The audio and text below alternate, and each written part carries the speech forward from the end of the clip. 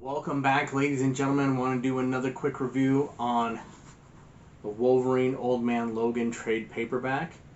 This is a story written by Mark Millar, art by Steve McNiven. It is an older book, but I just went back and I reread it, and I think it totally holds up. It's a fantastic book. Mark Millar is a fantastic writer, and Steve McNiven is a great artist. It's gritty. It doesn't have the superheroes in it. It is just two old guys, basically. There are some superhero references, but nobody's in the bright colored costumes anymore. This story takes place, I believe, 50 years in the future. And the future from where? Something happened in Logan's life that was so horrible that he vowed to never pop his claws again and to not be a superhero. He will never be called Wolverine again. What happened to him was so horrific and awful that it's completely just beat him down. He even says that they broke him. They broke him. There was a time when all the supervillains band together and they took over everything. They destroyed all the superheroes, and the only ones that remain are Logan, because he's got his healing factor, and enough that were smart enough to either stay low or just so insignificant that the villains didn't take him, or didn't take over, didn't kill him.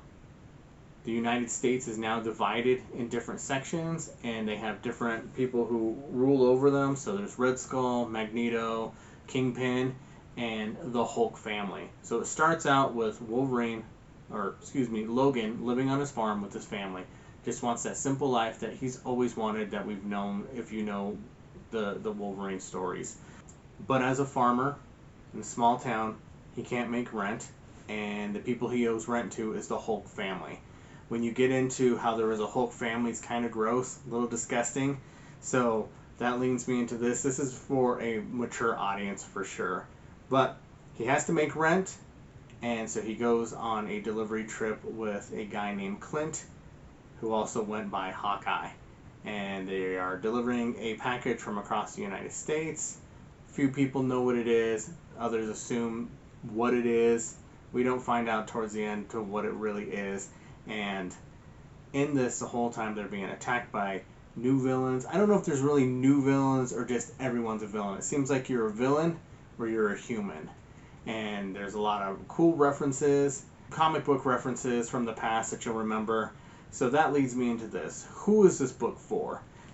If you have a knowledge of superheroes, the X-Men, the Avengers, Spider-Man, Hulk, different characters from the Marvel Universe, you'll easily understand this story.